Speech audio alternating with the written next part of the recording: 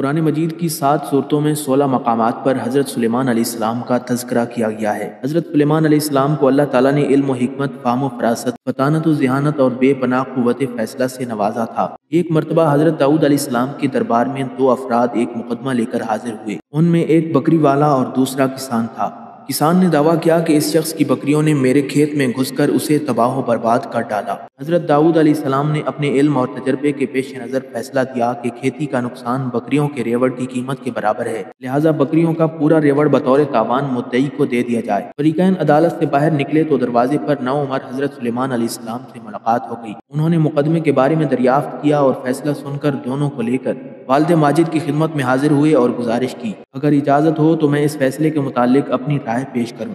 اجازت ملنے پر حضرت سلیمان علیہ السلام بولے، اے اللہ کے نبی، آپ بکریاں کھیت والے کو دے دیں تاکہ وہ ان سے فائدہ اٹھاتا رہے، اور کھیت کی زمین بکریوں والے کے سپرد کر دیں کہ وہ اس میں کاشت کر کے کھیت کو اسی حالت میں دوبارہ لے آئے جیسا بکریوں کے چرنے سے پہلے تھا، پھر کھیت واپس کسان کو دے دیں اور بکریاں بکری والے کو۔ حضرت داؤد علیہ السلام کو یہ فیصلہ بہت پسند آیا۔ اس فیصلے کا ذکر قرآن مجید کی سورہ انبیاء میں کیا گیا ہے۔ اور داؤد اور سلیمان کو یاد کیجئے کہ جب وہ کھیت کے معاملے میں فیصلہ کر رہے تھے کہ کچھ لوگوں کی بکریاں رات کو چر گئی تھیں اور ہم ان کے فیصلے میں موجود تھے اور ہم نے اس کا صحیح فیصلہ سلیمان کو سمجھا دیا تھا۔ ایک مرتبہ 2 عورتیں حضرت سلیمان علیہ السلام کے سامنے پیش ہوئیں۔ مقدمہ یہ تھا کہ دونوں عورتیں ایک نومولود بچے کی دعویدار تھیں۔ ایک نے بتایا کہ چند دن کے وقفے سے ہم دونوں کے بطن سے لڑکے پیدا ہوئے، دوسری عورت کے بچے کو بھیڑیا لے گیا۔ اس عورت نے ایک منصوبے کے تحت میرے بچے کو اٹھا لیا اور مشہور کر دیا کہ بھیڑیا میرے بچے کو لے گیا ہے۔ حضرت سلیمان علیہ السلام نے جلاد کو حکم دیا کہ تلوار سے بچے کے 2 ٹکڑے کر دے اور بچہ دونوں عورتوں میں آدھا آدھا تقسیم کر دیا جائے۔ یہ عجیب و غریب فیصلہ سننے کے بعد بچے کی اصل ماں تڑپ اٹھی۔ بے قراری کے عالم میں اس نے رو کر کہا، نہیں نہیں، یہ بچہ اسی عورت کا ہے، اسے دے دیا جائے۔ حضرت سلیمان علیہ السلام نے مامتا کے جذبے سے سرشار اصلی ماں کو اس کا بچہ دلا دیا۔ حضرت داؤد علیہ السلام کے اور بھی بیٹے تھے جو اقتدار کے خواہش مند تھے۔ حضرت سلیمان علیہ السلام کے ایک بھائی ابو سلوم نے، جس کا اثر و رسوخ بہت زیادہ تھا، جوڑ توڑ کر کے باپ کے خلاف بغاوت کر دی۔ بغاوت اس زور و شور کی تھی کہ حضرت داؤد علیہ السلام کو یروشلم چھوڑنا پڑا۔ باپ بیٹے کی فوجیں آمنے سامنے آ گئیں اور نہایت ہولناک جنگ ہوئی جس میں ابو سلوم مارا گیا۔ اس بغاوت کے ختم ہونے کے بعد حضرت داؤد علیہ السلام دوبارہ شہر القدس واپس تشریف لائے۔ پھر حضرت داؤد علیہ السلام کی عمر کے آخری حصے میں دوسرے بیٹے ادوبیر نے تخت شاہی حاصل کرنے کے لیے فوج کشی کر دی۔ ان 2 بغاوتوں کے بعد حضرت داؤد علیہ السلام نے وزیر اعظم اور اراکین سلطنت کے مشورے سے حضرت سلیمان علیہ السلام کی تخت نشینی کا اعلان کر دیا۔ حکمران بننے کے بعد حضرت سلیمان علیہ السلام نے اپنے بھائیوں کو معاف کر دیا۔ حضرت سلیمان علیہ السلام نے دعا مانگی، اے میرے پروردگار، میری مغفرت فرما اور مجھے ایسی بادشاہی عطا کر جو میرے بعد کسی کو بھی میسر نہ ہو، بے شک تو بڑا عطا فرمانے والا ہے۔ حضرت سلیمان علیہ السلام کی یہ دعا اللہ کے دین کے غلبے کے لیے تھی، چنانچہ اللہ تبارک و تعالیٰ نے دعا قبول فرمائی اور انہیں عظیم الشان حکومت عطا فرمائی۔ آپ علیہ السلام پوری دنیا کے بادشاہ بن گئے۔ دنیا کی ہر شے آپ کی مطیع اور فرما بردار ہو گئی۔ آپ علیہ السلام ہوا کو حکم دیتے تو وہ مہینوں کا سفر گھنٹوں میں طے کر دیتی۔ چرند پرند ہر حکم کی تابعداری کے لیے حاضر ہوتے۔ سرکش جنات ہر وقت ہاتھ باندھے احکامات کی بجا آوری کے لیے تیار رہتے اور شیاطین زنجیروں میں جکڑے رہتے۔ ناظرین، حضرت سلیمان علیہ السلام اراکین سلطنت اور لشکر کے ہمراہ تخت پر بیٹھ جاتے اور جدھر آپ کا حکم ہوتا ہوائیں اسی طرف اتنی تیز رفتار سے لے جاتی کہ 1 مہینے جتنی مسافت صبح سے دوپہر تک ایک منزل میں طے ہو جاتی، اور پھر اسی طرح 1 مہینے کی مسافت دوپہر سے رات تک طے ہو جاتی۔ ابن ابی حاتم نے حضرت سعید بن جبیر رضی اللہ تعالیٰ عنہ سے نقل کیا ہے کہ تخت سلیمانی پر 6 لاکھ کرسیاں رکھی جاتی تھیں، جن پر حضرت سلیمان علیہ السلام کے ساتھ اہل ایمان انسان اور ان کے پیچھے اہل ایمان جنات بیٹھتے تھے۔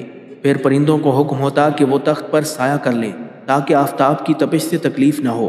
ہوا اس عظیم الشان تخت کو اٹھا کر جہاں کا حکم ہوتا وہاں پہنچا دیتی۔ بعض روایات میں ہے کہ اس ہوائی سفر کے وقت پورے راستے حضرت سلیمان علیہ السلام سر جھکائے اللہ تبارک و تعالیٰ کے ذکر میں مشغول رہتے تھے۔ ناظرین، اللہ تعالیٰ نے جنات اور شیاطین کو بھی حضرت سلیمان علیہ السلام کے تابع اور فرما بردار بنا دیا تھا، جو نوکروں چاکروں کی طرح آپ کا ہر حکم بجا لاتے۔ وہ آپ علیہ السلام کے لیے سمندر کی تہہ سے قیمتی موتی، ہیرے جواہرات نکال لاتے۔ حضرت سلیمان علیہ السلام کو بڑی اور خوبصورت عمارتیں بنانے کا شوق تھا، چنانچہ وہ آپ علیہ السلام کے حکم پر شاندار عمارتیں بناتے۔ اگر ان میں سے کوئی سرکشی کرتا تو حضرت سلیمان علیہ السلام اسے سزا دیتے اور زنجیروں میں جکڑ دیتے۔ قرآن کریم کی سورہ انبیاء میں ارشاد ہے، ہم نے بہت سے شیاطین بھی ان کے تابع کیے تھے جو ان کے فرمان سے غوطے لگاتے تھے اور اس کے سوا بھی بہت سے کام کرتے تھے، اور ان کے نگہبان ہم ہی تھے۔ ناظرین، جنات میں بھی دو طرح کے جنات تھے۔ ایک تو اہل ایمان تھے جو اپنے نبی کا ہر حکم مذہبی فریضہ سمجھ کر پورا کرتے، لیکن جو جن کافر تھے انہیں شیاطین کہا گیا۔ وہ اپنے کفر اور سرکشی کے باوجود حضرت سلیمان علیہ السلام کے تابع فرمان تو رہتے، لیکن ان سے نقصان کا بھی اندیشہ تھا۔ اس لیے اللہ تبارک و تعالیٰ نے حضرت سلیمان علیہ السلام کی ان سے حفاظت فرمائی۔ قرآن مجید کی سورہ سبا میں ارشاد باری تعالیٰ ہے، جو کوئی ان میں سے ہمارے حکم سے پھرے گا اس کو ہم آگ کا مزہ چکھائیں گے۔ مفسرین فرماتے ہیں کہ اللہ تعالیٰ نے ایک فرشتہ مقرر فرما دیا تھا جس کے ہاتھ میں آگ کا عصا ہوتا۔ جو جن حضرت سلیمان علیہ السلام کے حکم کی نافرمانی کرتا تو فرشتہ اسے وہ عصا مارتا جس سے وہ جن جل کر بھسم ہو جاتا۔ ناظرین، قرآن مجید کی سورہ سبا میں ارشاد باری تعالیٰ ہے، اور ہم نے ان کے لیے تانبے کا چشمہ بہا دیا۔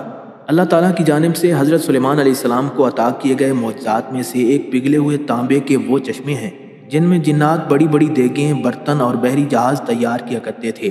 تورات اور جدید تاریخی تحقیقات سے پتہ چلتا ہے کہ حضرت سلیمان علیہ السلام نے بڑے پیمانے پر بحری تجارت کا سلسلہ شروع کیا تھا۔ ایک طرف ان کے تجارتی جہاز بحر احمر میں یمن اور دوسرے جنوبی اور مشرقی ممالک کی طرف جاتے، اور دوسری طرف بحر روم کی بندرگاہوں سے ان کا بیڑا مغربی ممالک کی طرف جایا کرتا تھا۔ ناظرین، حضرت داؤد علیہ السلام نے بیت المقدس کی بنیاد اس مقام پر رکھی تھی جہاں حضرت موسیٰ علیہ السلام کا خیمہ نصب کیا گیا تھا۔ اس عمارت کے پورا ہونے سے پہلے حضرت داؤد علیہ السلام کی وفات کا وقت آ گیا تو آپ علیہ السلام نے اپنے فرزند ارجمند حضرت سلیمان علیہ السلام کو اس کی تکمیل کی وصیت فرمائی۔ چنانچہ حضرت سلیمان علیہ السلام نے جنات کو اس عمارت کی تکمیل کا حکم دے دیا۔ جب آپ علیہ السلام کی وفات کا وقت قریب پہنچا تو آپ نے دعا کی کہ آپ علیہ السلام کی وفات جنات پر ظاہر نہ ہو، تاکہ جنات عمارت کی تکمیل تک مصروف عمل رہیں اور انہیں جو علم غیبی کا دعویٰ ہے وہ باطل ہو جائے۔ پھر آپ علیہ السلام محراب میں داخل ہوئے اور حسب عادت نماز کے لیے اپنے عصا کے ساتھ ٹیک لگا کر کھڑے ہو گئے۔ جنات دستور کے مطابق اپنی خدمت میں مشغول رہے اور یہ سمجھتے رہے کہ حضرت سلیمان علیہ السلام زندہ ہیں، اور حضرت سلیمان علیہ السلام کا عرصہ دراز تک اسی حال پر رہنا ان کے لیے کچھ حیرت کا باعث نہیں تھا، کیونکہ وہ بارہا دیکھتے تھے کہ آپ علیہ السلام طویل مدت تک عبادت میں مشغول رہتے ہیں اور آپ علیہ السلام کی نماز بہت لمبی ہوتی ہے۔ اسی طرح آپ علیہ السلام کی وفات کے بعد ایک طویل مدت تک جنات آپ علیہ السلام کی وفات پر مطلع نہ ہوئے اور اپنے کام میں مشغول رہے، یہاں تک کہ دیمک نے آپ علیہ السلام کا عصا مبارک کھا لیا اور آپ علیہ السلام کا جسم مبارک جو لاٹھی کے سہارے سے قائم تھا زمین پر تشریف لے آیا۔ اس وقت جنات کو آپ علیہ السلام کی وفات کا علم ہوا۔ تب جنات پر یہ حقیقت کھل گئی کہ وہ غیب نہیں جانتے، کیونکہ اگر وہ غیب جانتے ہوتے تو حضرت سلیمان علیہ السلام کی وفات سے مطلع ہو جاتے اور اس ذلت و خواری کے عذاب میں نہ رہتے۔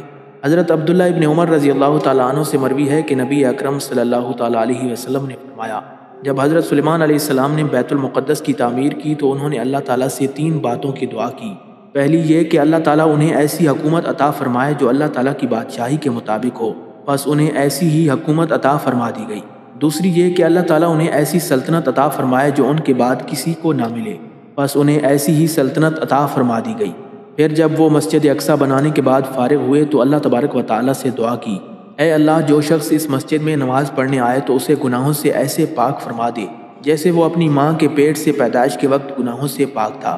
امام ابن ماجہ نے بھی اس حدیث کو روایت کیا ہے اور اس میں یہ اضافہ کیا ہے کہ حضور نبی کریم صلی اللہ تعالیٰ علیہ وسلم نے فرمایا، 2 چیزیں تو انہیں عطا ہوئیں اور میں امید کرتا ہوں کہ انہیں تیسری بھی عطا ہوئی ہوگی۔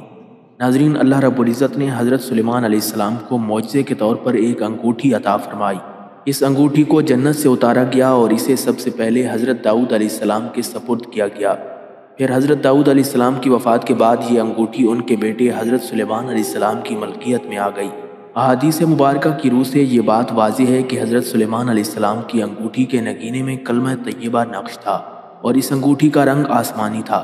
اس انگوٹھی کی تاثیر یہ تھی کہ انسان، حیوان، چرند، پرند، جن اور پریاں سب حضرت سلیمان علیہ السلام کے پاس کھینچے چلے آتے تھے۔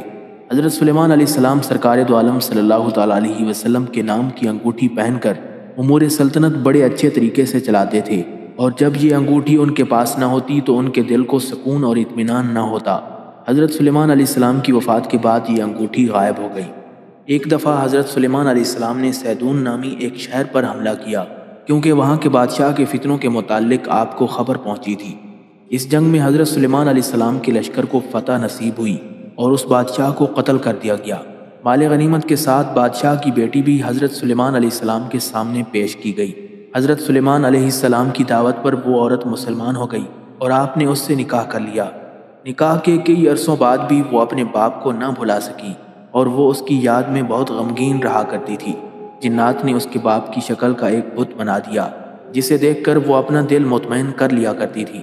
کچھ ہی دن گزرے کہ اس کی کنیزوں اور قوم کی عورتوں نے اس بت کی پوجا شروع کر دی اور حضرت سلیمان علیہ السلام کے مال میں ہی خفیہ طور پر بت پرستی کا آغاز ہو گیا، جو تقریباً 40 دن تک جاری رہا۔ آخر کار حضرت سلیمان علیہ السلام کے وزیر آصف بن برقیہ کو اس کا علم ہو گیا۔ اس نے آپ علیہ السلام کو اس عمل کی خبر دے دی۔ حضرت سلیمان علیہ السلام بہت برہم ہوئے اور غصے میں آ کر اس بت کو توڑ دیا۔ آپ علیہ السلام نے اس عورت کو سزا کے طور پر اپنے مال سے نکال کر شہر بدر کر دیا اور سجدے میں گر کر اللہ رب العزت سے معافی طلب کرنے لگے، لیکن اللہ تبارک و تعالیٰ نے آپ کی اس غفلت کی وجہ سے آپ کو ایک آزمائش میں مبتلا کر دیا۔ حضرت سلیمان علیہ السلام کے پاس جو انگوٹھی تھی اسی کی وساطت سے آپ جن و انس پر حکومت کرتے تھے۔ ابن عساکر اور امام حیثمی کی روایتوں کے مطابق وہ انگوٹھی چاندی کی تھی اور اس کا نگینہ آسمان سے آیا تھا اور اس میں یاقوت جڑا ہوا تھا۔ یہ انگوٹھی حضرت سلیمان علیہ السلام کی نبوت اور حکمت کی علامت تھی۔ حضرت موسیٰ علیہ السلام کے عصا مبارک کی طرح حضرت سلیمان علیہ السلام اس انگوٹھی کے ذریعے امور سلطنت اچھے طریقے سے چلاتے تھے۔ حضرت سلیمان علیہ السلام اس انگوٹھی کو کبھی خود سے الگ نہیں کرتے تھے۔ جب آپ علیہ السلام قضائے حاجت کے لیے تشریف لے جاتے تب ہی اس انگوٹھی کو اتارتے تھے اور اسے اپنی سب سے بھروسہ مند کنیز امینہ کے سپرد کر دیتے تھے۔ ایک دن جب حضرت سلیمان علیہ السلام قضائے حاجت کے لیے تشریف لے جا رہے تھے تو اس انگوٹھی کو امینہ کے حوالے کیا۔ کچھ دیر بعد ایک شیطان جس کا نام سخر تھا آپ کی شکل میں امینہ کے پاس آ گیا۔ خادمہ نے اسے حضرت سلیمان علیہ السلام سمجھ کر انگوٹھی دے دی۔ انگوٹھی کا شیطان کے ہاتھ میں آنا تھا کہ حضرت سلیمان علیہ السلام کی ساری طاقت و قوت اور اقتدار اس کے قبضے میں آ گیا۔ حضرت سلیمان علیہ السلام کو کوئی نہیں پہچانتا تھا۔ آپ علیہ السلام لوگوں کو یہ کہتے تھے کہ میں ہی سلیمان بن داؤد ہوں۔ یہ سن کر لوگ یقین نہ کرتے اور آپ کا مذاق اڑاتے تھے۔ حضرت سلیمان علیہ السلام جلد ہی یہ سمجھ گئے کہ یہ اللہ تعالیٰ کی طرف سے آزمائش ہے۔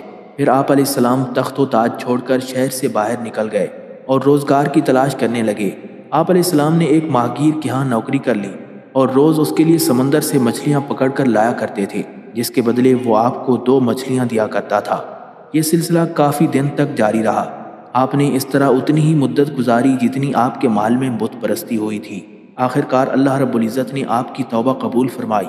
اب وہ شیطان سخر جو محل میں حضرت سلیمان علیہ السلام کی شکل و صورت کے ساتھ حکومت کر رہا تھا، درباریوں نے اس کی عادات و اطوار سے یہ بھانپ لیا کہ یہ حضرت سلیمان علیہ السلام نہیں ہے، لہٰذا محل میں موجود علماء نے یہ تجویز پیش کی کہ اس کے سامنے تورات پڑھی جائے، اگر وہ شیطان ہے تو اسے سن نہیں پائے گا۔ ایک دن جب شیطان تخت پر بیٹھا تھا تو سارے علماء اس کے ارد گرد جمع ہو گئے اور تورات کی تلاوت کرنے لگے۔ شیطان کلام الہیہ نہ سن سکا اور وہاں سے بھاگ نکلا۔ جاتے جاتے شیطان نے وہ انگوٹھی سمندر میں پھینک دی تاکہ حضرت سلیمان علیہ السلام کو انگوٹھی کبھی نہ مل سکے۔ اس انگوٹھی کو ایک مچھلی نے کھا لیا اور حضرت سلیمان علیہ السلام اس دن جب مچھلیاں پکڑنے ساحل پر گئے تو جال میں وہی مچھلی پھنس گئی۔ ماہی گیر نے بھی وہی مچھلی حضرت سلیمان علیہ السلام کو دے دی۔ جب آپ علیہ السلام نے اس مچھلی کو کھانے کے لیے اس کا سینہ چاک کیا تو وہی انگوٹھی نکلی۔ اس انگوٹھی کے پہنتے ہی سارے جن و انس اور مخلوق آپ کی خدمت میں حاضر ہو گئے اور اطاعت پر آمادہ ہو گئے۔ آپ علیہ السلام نے بارگاہ خداوندی میں شکر بجا لایا اور پھر سے حکومت سنبھال لی۔ ناظرین، جب حضرت سلیمان علیہ السلام نے اپنی بادشاہت کا اعلان کیا تو اس زمین پر موجود تمام درندے، چرند اور پرند اطاعت کے لیے آپ کی بارگاہ میں حاضر ہو گئے۔ پرندوں نے حضرت سلیمان علیہ السلام کو زبان دان اور محرم راز پایا تو دل و جان سے آپ پر فدا ہو گئے۔ پرندوں نے اپنی چونچوں ترک کر لی اور پیغمبر خدا حضرت سلیمان علیہ السلام کی صحبت اختیار کر لی۔ چند ہی دنوں کے اندر سب پرندے بنی آدم سے زیادہ فصیح و بلیغ زبان میں باتیں کرنے لگ گئے۔ حضرت سلیمان علیہ السلام کے دربار میں چرند پرند اور دوسری تمام مخلوقات حکمت و دانائی کی باتیں کرتی تھیں۔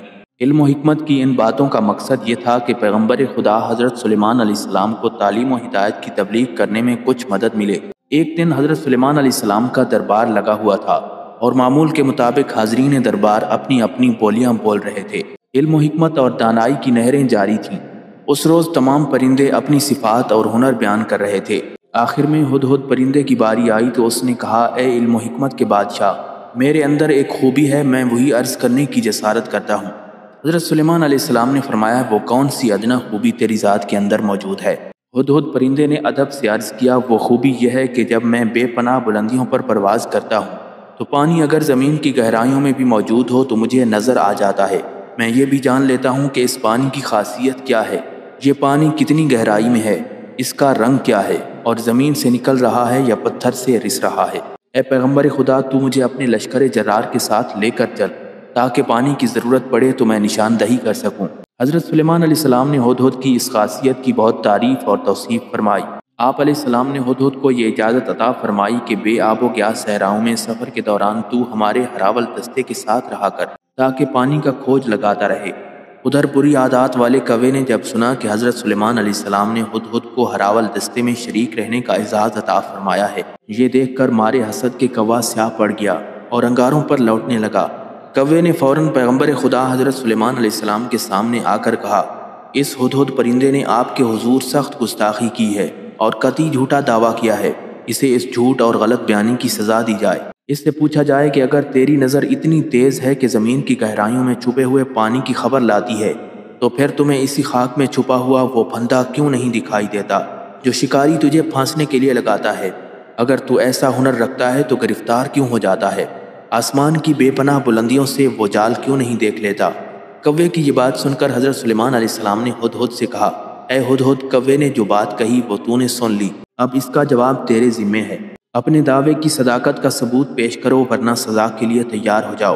ہدہد پرندے نے بے خوف ہو کر عرض کیا، اے اللہ کے نبی، ناراض مت ہوں، اور بدنیت دشمن نے حسد سے چل بھن کر میرے خلاف جو بات کی ہے اس پر دھیان نہ دیں، اور یہ سوال کہ مجھے وہ مٹھی بھر خاک میں چھپا ہوا پھندا کیوں نظر نہیں آتا تو اس کے بارے میں کیا عرض کروں؟ اگر اللہ رب العزت کی حکمت و مرضی میری عقل کی روشنی نہ بجھائے تو میں یقیناً پرواز کے دوران وہ حقیر پھندا بھی دیکھ لوں گا، لیکن جب فرمان قضاء و قدر جاری ہو اور میرا وقت آ جائے تو نگاہ کی خوبی کیا کرے، چاند سیاہ ہو جاتا ہے اور سورج گہن میں آ جاتا ہے، میری عقل اور بصارت میں یہ طاقت کہاں کہ فرمان خداوندی کا مقابلہ کر سکوں۔ اسی طرح قوموں اور افراد پر عذاب الہی ان کے بدعمالیوں کے سبب نازل ہوتا ہے تو ان کی عقل اور بینائی سلب کر لی جاتی ہے۔ ناظرین، ایک مرتبہ حضرت سلیمان علیہ السلام کا دربار پورے جاہ و جلال کے ساتھ منعقد تھا۔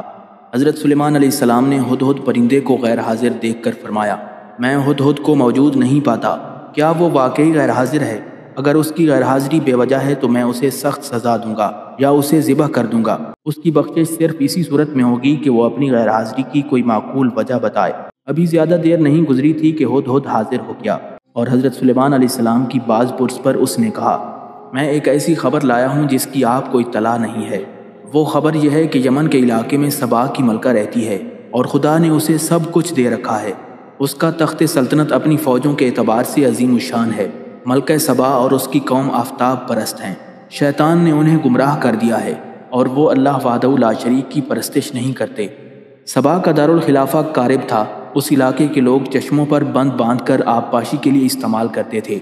دارالحکومت میں سب سے بڑا بند سد قارب کے نام سے مشہور تھا، جس کے دونوں طرف پھلوں اور خوشبودار پھولوں کے سرسبز و شاداب باغات تھے۔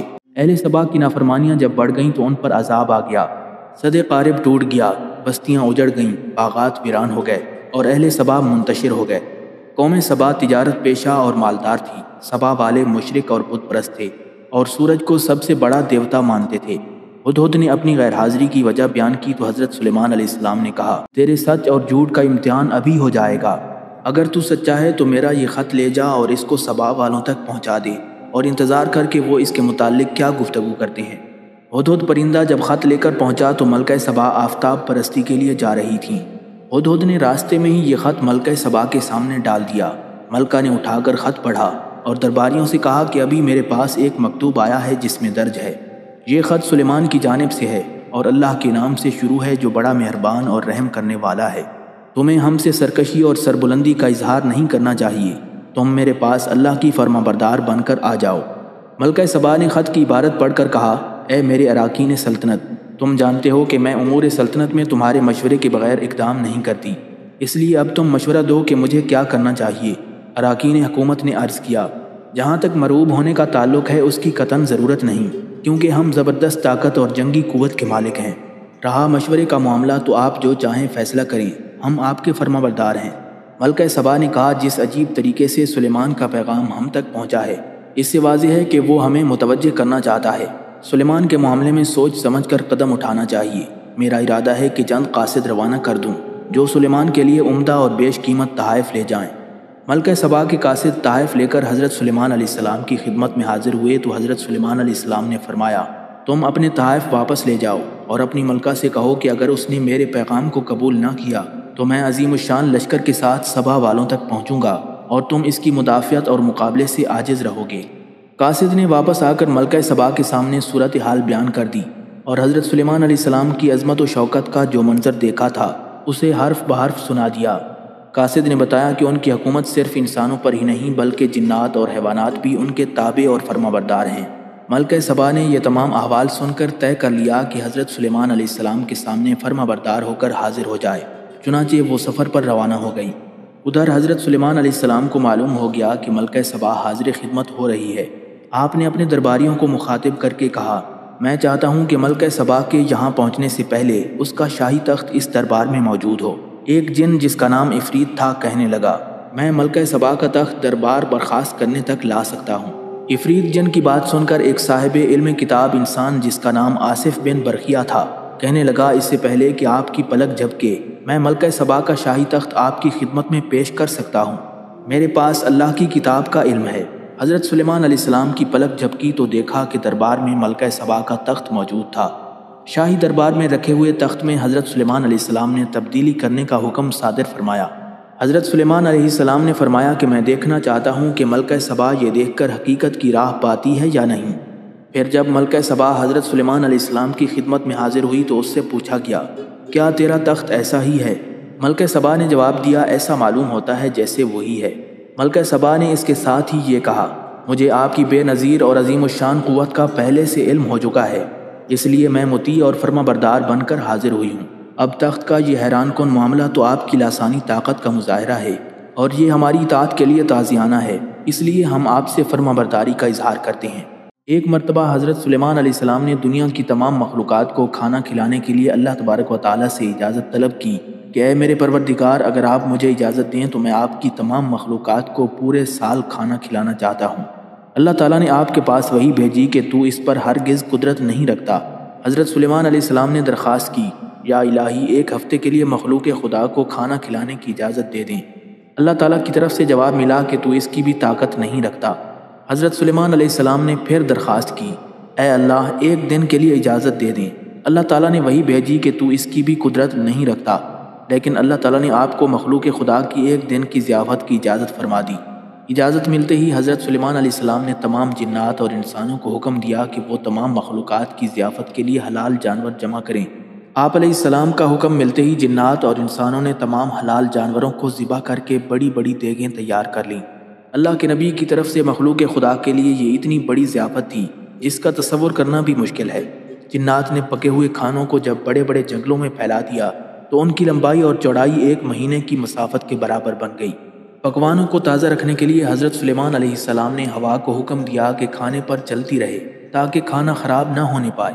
پھر جب کھانا کھلانے کا وقت آیا تو اللہ تعالیٰ نے حضرت سلیمان علیہ السلام پر وحی بھیجی، اے سلیمان، تو مخلوقات میں سے کس سے دعوت شروع کرے گا؟ حضرت سلیمان علیہ السلام نے فرمایا کہ میں سمندر کے جانوروں سے شروع کروں گا۔ اللہ تعالیٰ نے سمندر کی ایک مچھلی کو حکم دیا کہ سلیمان علیہ السلام کی ضیافت میں سے کھا لے۔ مچھلی نے سمندر کے پانی میں سے سر باہر نکالا اور کہا، اے سلیمان، میں نے سنا ہے کہ آپ نے ضیافت کا دروازہ کھول دیا ہے اور آج میری ضیافت آپ کریں گے۔ حضرت سلیمان علیہ السلام نے فرمایا، ایسا ہی ہے، اور اب تو کھانا شروع کر۔ یہ سن کر مچھلی آگے بڑھی اور دسترخوان کے ایک سرے سے کھانا شروع کر دیا۔ اس مچھلی نے ایک ہی ساتھ میں مہینوں مسافت تک پھیلا ہوا کھانا کھا لیا، لیکن اس کا پیٹ مکمل طور پر بھر نہ سکا۔ اس نے آواز لگائی، اے سلیمان، مجھے کھانا کھلاؤ تاکہ میری بھوک ختم ہو سکے۔ یہ منظر دیکھ کر حضرت سلیمان علیہ السلام نے حیرانگی سے فرمایا، تو سب کچھ کھا گئی ہے اور ابھی بھی تیرا پیٹ نہیں بھرا؟ یہ سن کر مچھلی بولی، کیا مہمان کے لیے میزبان کا ایسا جواب ہوتا ہے؟ اے سلیمان، خوب جان لو کہ جتنا کھانا آپ نے پکوایا ہے اتنا کھانا میرا اللہ مجھے دن میں 3 مرتبہ دیتا ہے، جبکہ آج آپ کی ضیافت میرے روزمرہ کھانے میں کمی کی وجہ بن گئی ہے۔ یہ سن کر حضرت سلیمان علیہ السلام بارگاہ الہی میں سجدہ ریز ہو گئے اور کہنے لگے، پاک ہے وہ ذات جو مخلوقات کی روزیوں کے ساتھ کفالت کرنے والی ہے۔ حضرت سلیمان علیہ السلام کے اس واقعے سے یہ پتہ چلتا ہے کہ دنیا بھر میں انسانوں سمیت پائی جانے والی تمام مخلوقات خواہ وہ ایک ننھی سی چیونٹی ہو یا سمندر کی دیو ہیکل ویل مچھلی، سب کا رازق اللہ تبارک و تعالی ہے۔ وہ پتھر میں چھپے کیڑوں کو کس طرح اور کیسے رزق دیتا ہے، یہ اسی کی حکمت و طاقت ہے۔ اللہ تعالیٰ کی تمام مخلوقات بھوکی اٹھتی ضرور ہیں، لیکن میرا رب کسی کو بھوکا سونے نہیں دیتا۔ حضرت سلیمان علیہ السلام نے جنات اور انسان فنکاروں کی مدد سے ایک عالیشان محل تعمیر کروایا تھا، جو آبگینوں کی چمک، رنگوں کی دمک، قطروں کی رفت اور عجیب و غریب دستکاری کی وجہ سے بے مثال تھا۔ اس میں داخل ہونے کے لیے صحن سے گزرنا پڑتا تھا۔ صحن کی جگہ ایک بڑا حوض کھدوا کر پانی سے لبریز کر دیا گیا۔ حوض میں پانی کی طرح شفاف آبگینوں اور بلوروں کے ٹکڑوں سے ایسا نفیس فرش بنوایا کہ دیکھنے والے کی نگاہ دھوکہ کھا کر یقین کر لیتی تھی کہ صحن میں شفاف پانی بہہ رہا ہے۔ ملکہ سبا قصر شاہی میں قیام کے لیے محل کے سامنے پہنچی تو اس نے دیکھا کہ شفاف پانی بہہ رہا ہے۔ پانی میں اترنے کے لیے اس نے کپڑوں کو پنڈلی سے اوپر اٹھا لیا۔ حضرت سلیمان علیہ السلام نے یہ دیکھ کر فرمایا، یہ پانی نہیں ہے بلکہ سارا محل اور اس کا خوبصورت صحن چمکتے ہوئے آبگینوں سے بنایا گیا ہے۔ یہ منظر دیکھ کر ملکہ کی آنکھیں شرم سے جھک گئیں اور اس کے لاشعور میں چھپی ہوئی بڑائی نے ندامت سے سر جھکا لیا۔ ملکہ نے نادم اور شرمشار ہو کر بارگاہ الہی میں اقرار کیا، ماسوائے اللہ کی پرستش کر کے میں نے اپنے نفس پر بہت بڑا ظلم کیا، مگر اب میں سلیمان کے ساتھ ہو کر صرف ایک خدا پر ایمان لاتی ہوں جو تمام کائنات کا پروردگار ہے۔ ناظرین، اللہ تبارک و تعالیٰ نے ہدہد پرندے کے اندر ایسی خاصیت رکھی ہے کہ وہ زمین کے اندر کی چیزوں اور زمین کے اندر بہنے والے چشموں کو بھی دیکھ لیتا ہے۔ حضرت سلیمان علیہ السلام اپنے سفر کے دوران ہدہد سے معلوم کرتے کہ پانی کی گہرائی کتنی ہے اور کس جگہ زمین کھودنے سے پانی کافی مقدار میں مل سکتا ہے۔ ہدہد کی نشاندہی کے بعد حضرت سلیمان علیہ السلام جنات کو زمین کھود کر پانی نکالنے کا حکم دیتے تھے۔ ناظرین، ایک روز حضرت سلیمان علیہ السلام نے بھوک کی شدت محسوس کرتے ہوئے ایک گھر کے دروازے پر دستک دی۔ گھر سے خاتون کی آواز آئی، کون ہے؟ حضرت سلیمان علیہ السلام نے جواب دیا، میں وہ ہوں جس کی دعوت کرنا لازمی ہے۔ خاتون نے کہا، میں اپنے شوہر کی غیر موجودگی میں کسی غیر محرم مرد کی دعوت نہیں کر سکتی، البتہ تم میرے باغ میں چلے جاؤ۔ حضرت سلیمان علیہ السلام ایک باغ میں چلے گئے اور ایک درخت کے نیچے سو گئے۔ ایک سانپ ان کے قریب آ کر پہرا دینے لگ گیا۔ خاتون کا شوہر جب باغ میں آیا تو یہ منظر دیکھ کر پریشان ہو گیا۔ اس نے بیوی سے دریافت کیا، یہ شخص کون ہے اور یہاں کیوں سو رہا ہے؟ بیوی نے کہا، یہ کوئی مسافر ہے، اس نے گھر پر دستک دی تھی۔ میں نے کہا، میرا شوہر گھر پر نہیں ہے، تم باغ میں چلے جاؤ۔ حضرت سلیمان علیہ السلام سو کر اٹھے تو سانپ وہاں سے چلا گیا۔ خاتون کا شوہر حضرت سلیمان علیہ السلام سے بہت متاثر ہوا۔ اس نے آپ علیہ السلام کی خوب خاطر مدارت کی اور اپنی بیٹی کا رشتہ دینے کی پیشکش کر دی۔ حضرت سلیمان علیہ السلام نے اس شخص کی پیشکش کو قبول کر لیا اور 3 روز قیام کرنے کے بعد وہاں سے کہیں اور روانہ ہو گئے۔ ایک دن حضرت سلیمان علیہ السلام دربار میں بیٹھے تھے کہ اتنے میں اچانک ملک الموت حضرت اسرائیل علیہ السلام آ گئے۔ انہوں نے سلام کیا تو حضرت سلیمان علیہ السلام نے پوچھا، کیسے آنا ہوا؟ حضرت اسرائیل علیہ السلام نے فرمایا، کچھ نہیں، بس ویسے آیا تھا، اور یہ کہہ کر حضرت اسرائیل علیہ السلام اٹھ کر چلے گئے۔ دربار میں موجود ایک وزیر کافی گھبرایا ہوا دکھائی دے رہا تھا۔ اس نے پوچھا، اللہ کے نبی، یہ کون تھا؟ حضرت سلیمان علیہ السلام نے فرمایا، یہ ملک الموت حضرت اسرائیل علیہ السلام تھے۔ وزیر نے کہا، جب وہ آئے تو انہوں نے مجھے غصے سے دیکھا اور جب جا رہے تھے تو مزید غصے سے دیکھا۔ مجھے ڈر لگ رہا ہے، میں اپنی بہن کے پاس جانا چاہتا ہوں۔ حضرت سلیمان علیہ السلام نے پوچھا، کہاں ہے آپ کی بہن؟ وزیر بولا، فلاں جزیرے میں۔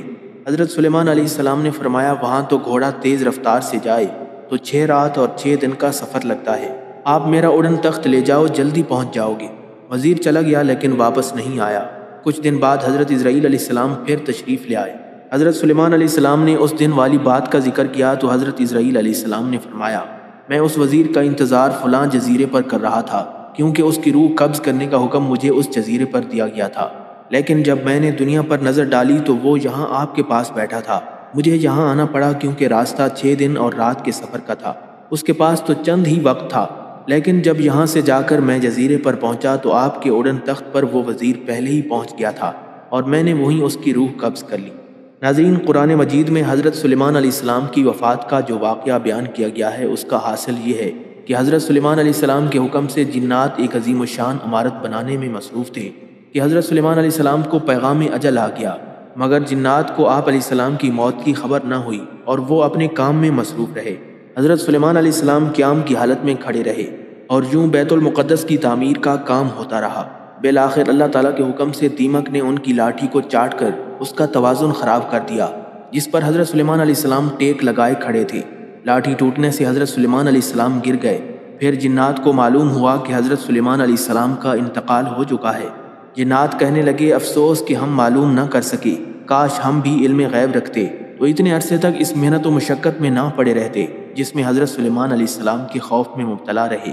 قرآن مجید کی سورہ سبا میں اس واقعے کو یوں بیان کیا گیا ہے، اور جب ہم نے اس کی موت کا فیصلہ کر دیا تو ان جنات کو اس کی صورت کی کسی نے اطلاع نہیں دی مگر دیمک نے جو سلیمان کی لاٹھی چاٹ رہی تھی، اور جب سلیمان لاٹھی کے توازن خراب ہونے کی وجہ سے گر گئے تو جنات پر یہ ظاہر ہو گیا کہ اگر وہ غیب کا علم رکھتے ہوتے تو اس سخت مصیبت میں مبتلا نہ رہتے۔ ناظرین، اس زمانے میں یہ مشہور تھا کہ جنات غیب کا علم جانتے ہیں، چنانچہ جب حضرت سلیمان علیہ السلام کو اس کی خبر ہوئی تو انہوں نے شیاطین کے ان تمام نوشتوں کو حاصل کر کے اپنے تخت کے نیچے دفن کر دیا تاکہ جن و انس سمیت کسی کی بھی وہاں تک رسائی نہ ہو۔ آپ علیہ السلام نے یہ فرمان بھی جاری کر دیا کہ جو شخص سحر کرے گا یا جنوں کے متعلق علم غیب کا عقیدہ رکھے گا تو اس کی سزا گردن زنی ہے۔ پھر حضرت سلیمان علیہ السلام کے انتقال کے بعد شیاطین نے ان مدفون نوشتوں کو نکال لیا اور بنی اسرائیل میں یہ عقیدہ پیدا کر دیا کہ جادو کا یہ علم حضرت سلیمان علیہ السلام کا علم ہے اور وہ اسی قوت سے تمام دنیا پر حکومت کرتے تھے۔